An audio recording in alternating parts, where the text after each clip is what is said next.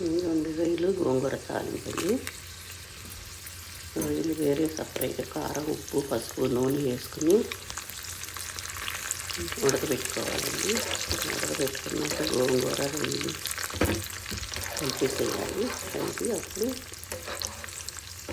ఇట్లా శనగపప్పు, ఆవాలు, మినపప్పు, జీలకర్ర, ఎండుమిరపకాయలు, వెల్లుల్లిపాయలు, కరివేపాకు అన్నీ వేసి ఇట్లా తాలింపు వేసుకోవాలండి.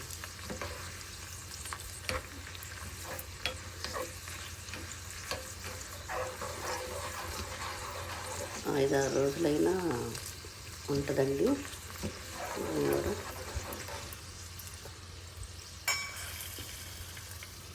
ఇక్కడ గోంగూర ఎంత రేటో తెలుసా అండి మీకు? ఒక కట్ట 4,000 రూపాయలండి, $40. కానీ చాలా రుచిగా టేస్ట్ ఉంటుందండి గోంగూర. అదే మన ఇండియాలో అయితే 10 రూపాయలకి కట్ట వస్తుంది. అది కూడా ఇక్కడ ఇండియన్ స్టోర్లో ఒక స్టోర్లోనే దొరుకుతుందండి, ఒక చోట.